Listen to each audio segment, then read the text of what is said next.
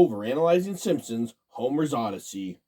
While on a school field trip in which sexual assault by the Shining twins, Sherri and Terri, is ignored, Bart and his friends go to tour the local municipalities and atomic furnace. I see no problems here. The children are led into a room where apparently half the people need hazmat suits and the other half, including the children, apparently don't. What could go wrong? Upon seeing his raging pre-diabetic alcoholic father hard at work, Bart waves hello, distracting his dad into a Fukushima whoopsi, resulting in him getting canned from Springfield's only atomic easy bake oven, dealing with unemployment the only way he knows how: beer. Paid for by harming those he loves most. Spider Pig. Homer must go on an odyssey to receive a reckoning of redemption. He must choose between his bottle and his street signs. We begin this epic odyssey by disciplining kids that are local hoodlums, operating skateboards in a walking-only zone. This moving violation, with only being required to write lines on a chalkboard, does not seem to have any effect on this repeat offender. It could be that there is a problem with the management of Mr. Skinner, who simply sought to brush the problem off to another school that it was exhibited in episode 2. It could be that this is a problem that was hoped to be brushed off by Principal Skinner to another school, exhibited in episode 2. However, this did not solve the problem. Now, had Skinner taken a page from Principal Carol Newman, then the outcome would have been very different. Both exhibit spray painting. However, at the sight of a skateboard, one is allowed to only write lines, while the other, Principal Carol Newman, the kids quiver in fear. Maybe, but then I wouldn't get to spend so much time with you, which is always such a pleasure. Oh, a battle of wits. It's a shame that you come unarmed. Excuse me.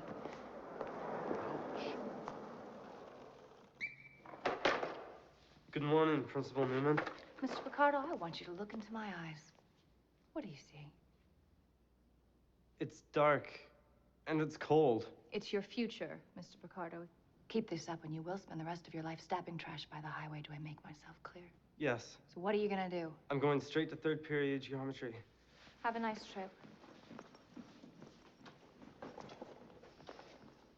With that name recognition and everyone fears, get it together, so that way you are not the butt of every single joke. Having said this, it should not all be rested upon the shoulders of the public schools. When a kid goes home, they should feel safe and secure. That is hard to do when dad deals with vehicular homicide on a nightly basis as he tries to walk inside his own door. And the Swedish designed furniture from IKEA that is made in China completely falls apart, leaving you no place to rest your weary head. Don't worry though, the public schools return with renewed hope, taking a 4th grade elementary school class on field trips, visiting local sceneries to give them pride back in their local community. I remember doing this exact same thing as a kid, going, visiting the zoo, visiting the aquarium, going to meet the local fire station, the captain, as well as the police station. This garners great memories of me in pride in the local services that my community has to offer. So, where does Springfield Elementary School decide in which municipality they're going to take their kids? Well, that is obviously easy. Let's take them to the local atomic easy bake oven. What better way to protect highly dangerous fissionable material than allowing open tours to the public? Let's just hope that this field trip goes a little bit better than last week's, when they went to see how license plates are manufactured. Now, class, I don't want this field trip to be a repeat of our infamous visit to the Springfield State Prison.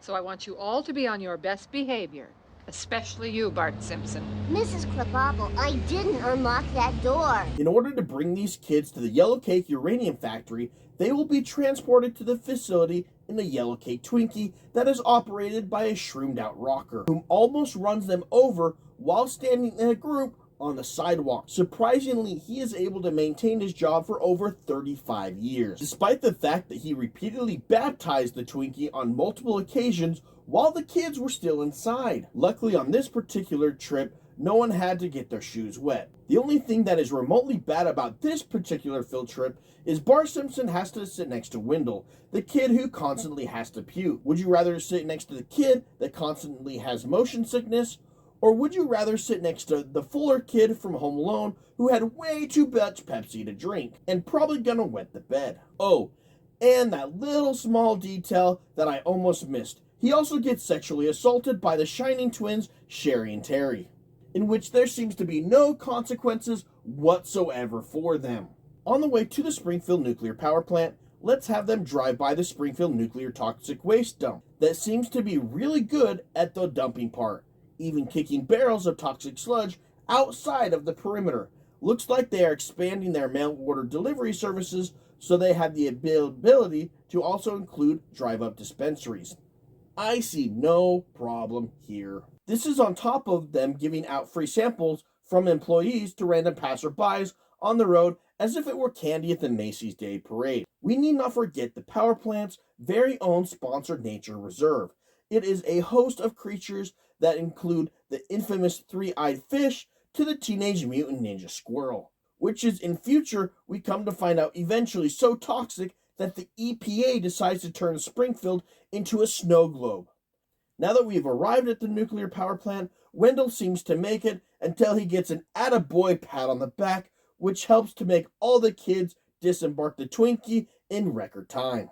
Upon arrival at their local municipality, the wandering elementary school kids are welcomed onto the property with open arms. However, they do need to get past the vigilant security guard who is definitely not way too focused on Krusty the Clown. Now that we've suffered the little children to come onto the sacred hollow ground with no security checks whatsoever, let's show them a video of how they can manufacture their very own fissionable material. However, we really know what this material is going to be used for. Now that we've discussed the most popular thing of what Iran wants a nuclear power plant for, let's go ahead and talk about what Springfield is going to be using their nuclear power plant for. Electricity. Let's explore these options in a little bit more detail. I do have some concern. On a quick glance, it looks like this family is very happily using electricity all within the same room. This kid is working on some self-dentistry while affected with rabies. This little piggy didn't go to market.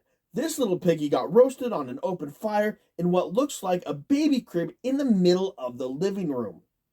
Notwithstanding having an open flamed fire pit in the living room, I know they say that TV dinners can be eaten while watching TV, but this takes it to a whole new level. And we are not even going to mention the guy that finds it necessary to not only shave his face while in the living room watching TV, because that's so important, but he also seems to have to shave his eyes, ears, mouth, and nose. I digress though, let's continue. So hopefully that answers all of your questions on how you can make a dirty bomb. If it didn't, then please feel free to walk right through here, and please, no flash photography. However, if you do have photography, we can't stop you because our one security guy is busy watching Krusty the Clown. By the end of this tour, though, if you decide you didn't want to take the trouble of building your own facility, please remember we have other options. We offer free samples. Simply yell at an employee and you can get some plutonium-235. For more convenience, we offer overnight shipping. If you happen to need bulk material, we have several subsidiary branches that we call Yellow Cake Dispensaries. Simply ask and we offer curbside assistance. Now that the sale pitch is over, let's continue the tour.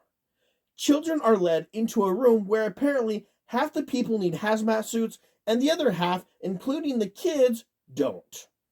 What could go wrong? In the meantime, having seen his raging pre-diabetic alcoholic father hard at work, Bart waves hello, distracting Dad into a Fukushima whoopsi, resulting in him getting canned from Springfield's only atomic easy bake oven. Having narrowly caused the American Chernobyl, Homer takes a moment to loathe in self-pity, having been fired. Not being a man to sit on his laurels, he decides to hit the streets, ready to find a new job. After hitting those streets hard and having multiple doors slammed in his face, he gets encouragement from those he loves best. No, not those ones. I'm talking about beer. Without a job, though, his drinking days are limited, so he seeks help from friends and family to continue his quest to drink beer, paid by harming those he loves most.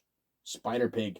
When all hope is lost, he takes inspiration from one of the most premier, family-friendly Christmas movies of all time, in which a man tries to unalive himself by jumping off a bridge.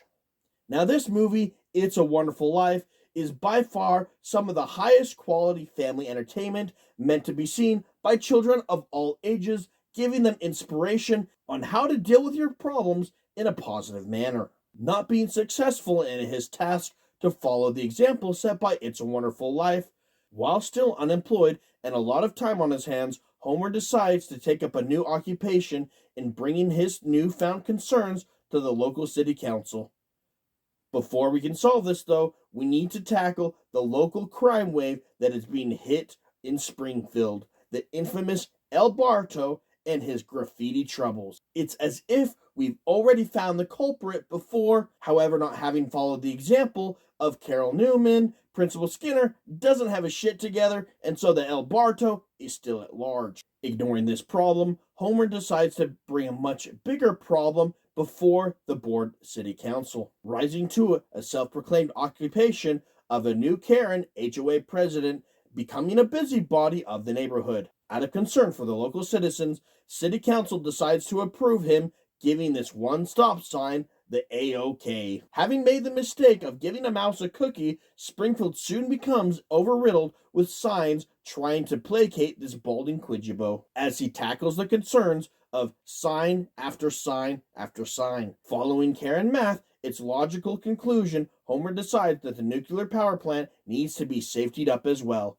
Given how many potential Fukushima whoopsies the Springfield nuclear power plant has already endured, this is completely unacceptable. Completely ignoring the fact that he is the one that has caused the Fukushima whoopsie by his distracted driving in the first place. But hey, this is Karen math for you. Let's ignore all of the other times that have been recorded, and even some of the times that have not been recorded. Rallying the citizens of Springfield to rabble. This is not hard to do considering they seem to be prone to assemblage twice a year, forcing Montgomery Scrooge McBurns into a tight political corner, solving the problem that only political legislation can solve by throwing money at a problem and back alley deals. Having secured a deal that involves a pay raise, a promotion, Homer joins the ranks of the elite management team and the Springfield corrupt. His conscience is completely clear, though, because that is Karen math. Simpson, I want you to rejoin our power plant family.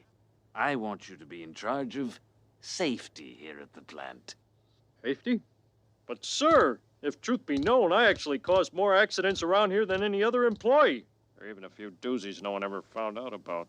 The generous offer I'm making is good for exactly 30 seconds, Simpson. What the hey, I'll take the job. Excellent.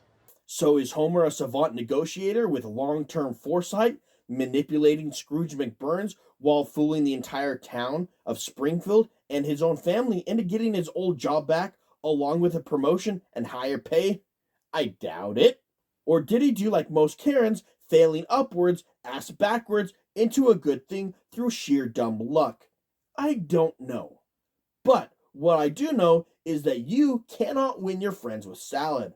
But you can win my friendship by liking and subscribing. Bite.